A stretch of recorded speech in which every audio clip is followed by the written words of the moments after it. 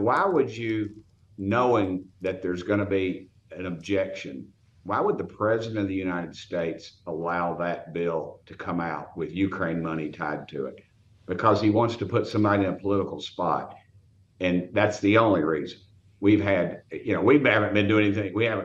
It's been probably the most productive 20 some odd days, really, if you want to look at overall outcome by electing Mike Johnson, our speaker. But what's the Senate been doing? They haven't been doing anything. We haven't even seen this. They haven't even sent the bill over yet. So, it's just politics as usual in Washington. Cut the BS, send 3 different bills over, send one with Ukraine, send one with border security, or so-called border security, and send one with Israel. That's all you got to do. 3 sheets of paper.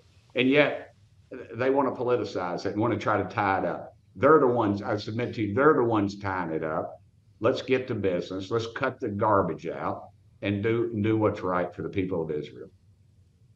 But Congressman, arguably the reason why the White House is trying to tie these together is because there is a certain resistance to continuing to fund Ukraine within your party in the House of Representatives. Are you saying if the White House were to send 3 separate packages, that Ukraine bill could pass on the House floor? Yeah, I mean, all the Democrats would vote for it. And you probably, we had 100 and some odd votes, I think, in favor of Ukraine the last time something came through. That's stupid. Just send it over there separate. If they want to really pass it, do it separately. I would vote against Ukraine funding again, because there again, it's not our war. Show me the reason we're over there.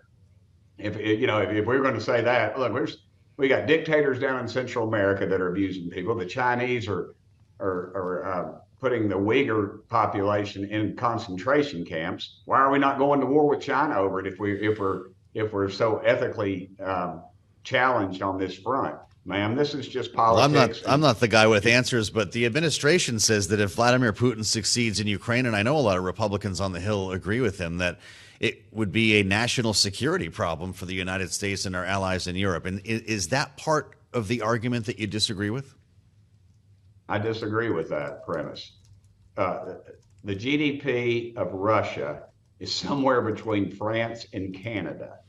This is a European situation. Let them decide it. Europe needs to be kicking in more money. They're not. The number 2 contributor to this whole thing in the beginning was Estonia. We were profiting off of both sides because of and we were funding both sides of this war in the beginning because of the oil situation. This thing and the shady dealings that have been going on between them and people in Washington has been going on too long. And so eventually we'll get to the bottom of it. It'll probably be our grandkids that, a made for TV special or something, if TV is even around then.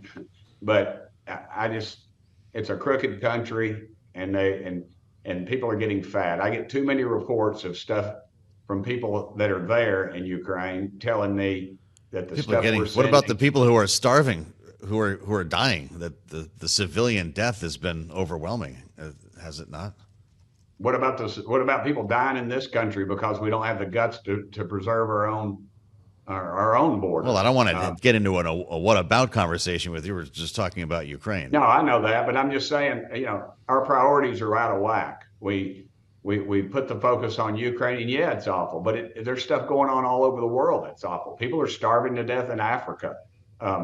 We've got these dictators down in Central America. There's people that are being brutalized in Central America, Mexico, for instance, on our borders.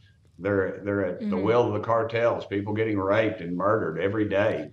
And yet we're not doing anything about that. But we're all the way halfway across the. Go ahead. Congressman, there's people being killed in bowling alleys just this past week. What should the response be to yet another mass shooting in the United States?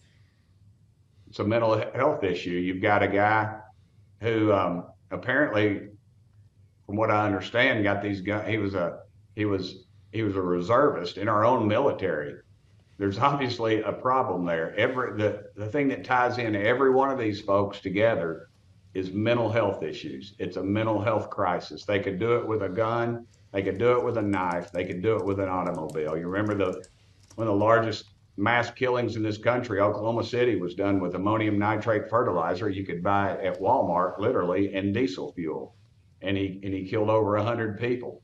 And so it's just we've got a mental health issue in this country. And until we address that, this will continue. It'll just move into another avenue. We lose more people to drunk drivers than we have to mass shootings, but nobody's wanting to outlaw alcohol or cars.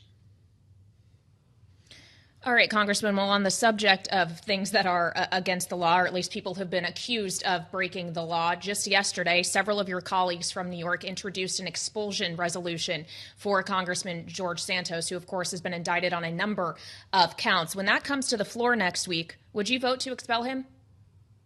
Probably not, ma'am.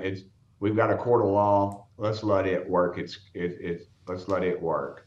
They're still innocent until proven guilty, and you can have dozens of accusations you can indict. I remember an old Democrat buddy of mine who was a very prominent lawyer in Nashville and was a state senator as well. He told me, he said, Tim, you can indict a cheese sandwich, a ham and cheese sandwich. And I never really thought anything of it, but I did, an indictment is just an accusation until he goes to court and is found guilty. That's another issue. But indictment is just these are some pretty wild accusations, though. For you, is it a process issue?